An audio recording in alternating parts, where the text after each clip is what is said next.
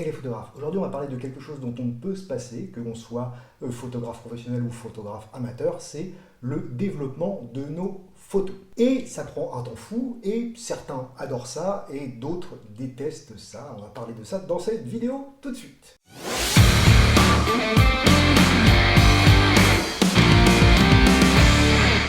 Alors être photographe, ce n'est pas que prendre des photos.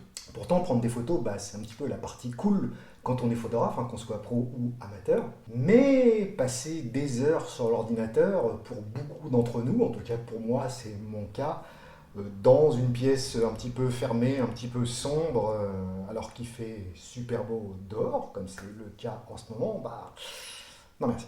Et pourtant, je dirais que 90% des photographes, pro ou amateurs, placent à peu près 3 fois plus de temps sur leur ordinateur que à prendre des photos. Et il y a plusieurs raisons à ça. Déjà au départ, je voulais faire le distinguo entre développement photo et retouche photo. Pour moi, c'est pas du tout la même chose. Alors le mot développement, évidemment, ça vient de l'argentique, la photographie argentique, mais moi je l'utilise en numérique quand je prends les RAW de mon appareil photo et puis que je modifie la luminosité, le contraste, un petit peu les couleurs, des choses comme ça.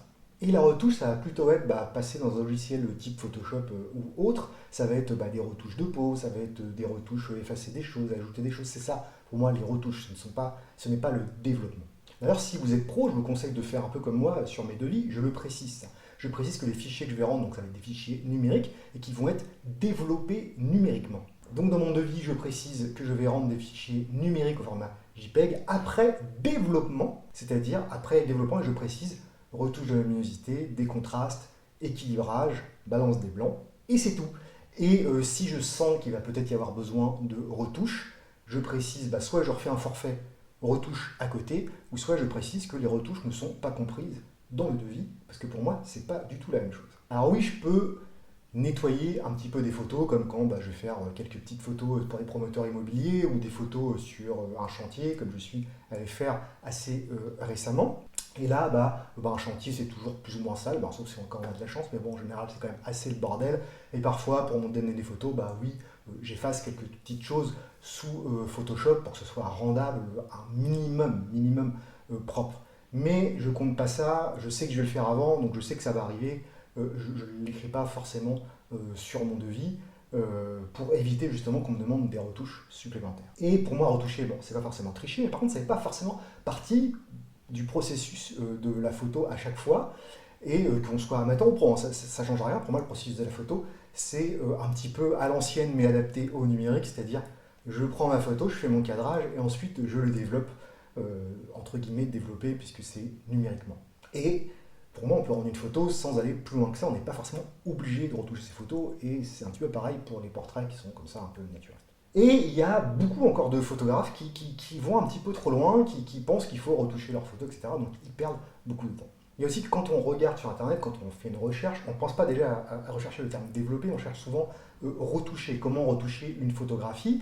Et du coup, on tombe parfois sur des tutos hyper complexes sous Photoshop, genre tu transformes une pizza en modèle, ou l'inverse, je ne sais pas, je vous laisse regarder un petit peu ça vite fait, c'est une vidéo qui a fait environ 1,5 million de vues. Et voilà, des tutos comme ça, alors c'est pas vraiment un tuto, mais des tutos comme ça, Photoshop, on en trouve vraiment beaucoup, et ça paraît du coup méga compliqué, et ça paraît surtout plus ou moins, oui, il faut le faire, alors qu'en fait, pas du tout. Et puis aussi, quand on développe ces photos, que ce soit une petite session amateur, voilà, on est allé en promenade, ou on est allé en vacances, ou on a pris des photos de famille, ou que ce soit en tant que pro, si on veut que ça prenne moins de temps, il faut avoir une certaine méthode, et la plupart des photographes n'ont pas de méthode en fait. Et bien du coup, on passe plus de temps devant l'ordi, on prend moins de photos aussi de sa famille, de ses amis, on prend moins de photos, on fait moins de prestations si on est un professionnel. Et puis surtout, quand on retouche, on est assis sur une chaise comme là, devant mon ordi qui est juste là, pendant des heures. Et ce qui fait qu'il y a certains photographes amateurs, mais même professionnels, qui se lassent, qui se découragent, voilà, ils préfèrent aller prendre de belles photos dans de magnifiques lieux, à bord d'un petit lac, avec une belle montagne, etc., plutôt que d'être devant son ordinateur. Idéalement, ce serait prendre ces photos et les faire retoucher par quelqu'un d'autre. C'est une méthode qui existe. Quand on est amateur, c'est un petit peu cher. Et quand on est professionnel, on aime bien avoir sa propre patte. Et si on le fait, il faut que ce soit rentable, quoi. Alors finalement, à tout ça, il y a une solution qui existe qui est très très simple. C'est un petit peu la solution baguette magique, surtout avec les appareils photo modernes comme on a actuellement. C'est tout simplement shooter en JPEG et avoir les photos directement en JPEG et pas avoir besoin de les retoucher. Vous n'avez plus besoin de passer du temps de votre ordinateur, si ce n'est peut-être de trier vite fait vos photos, et puis vous avez les photos toutes faites. Moi, ça m'arrive dans certains reportages de shooter en JPEG, des reportages, je sais pas moi, des conventions, des choses comme ça, des choses qui ont besoin de photos très rapides. Ça arrive des fois de shooter où j'ai besoin de prendre des photos et que ça aille directement sur les réseaux sociaux. Ça m'est arrivé comme ça de travailler avec une community manager. Je prenais les photos, je donnais la carte, je reprenais une autre carte, etc. Et donc forcément, je shootais en JPEG. On n'avait pas le temps de développer ces photos-là, mais bon, c'était des photos pour les réseaux sociaux qui devaient être rapides. Le problème, c'est que, on n'exploite pas tout le potentiel de son appareil photo, même si les photos qui sortent sont absolument exploitables. On ne peut pas poser sa patte entre guillemets, sa patte de photographe dessus, on ne peut pas avoir développé ces photos-là. Et puis, c'est compliqué de vendre un JPEG directement sorti du boîtier à un client quand on est photographe professionnel, c'est possible. Mais on aime bien avoir un petit peu tout le processus. Alors chaque photographe peut développer ses petites manies, ses petits trucs, avoir sa propre méthode, mais c'est quelque chose qui prend du temps de le faire, ça prend du temps, de l'expérience, avoir fait déjà plein de shootings, des photos pour soi, la manière dont on choisit de classer ses photos, la manière dont on s'y prend pour les développer le plus vite possible, enfin le plus vite possible entre guillemets, bien et vite on va dire. Moi, j'ai ma propre méthode que je ne vais pas forcément vous dévoiler là, mais ça me permet, parce que j'ai passé des dizaines et peut-être même des centaines d'heures à post-traiter mes photos, et à un moment, il a fallu que je trouve une manière de me guider et puis de faire plus vite et avec tout un processus, quoi.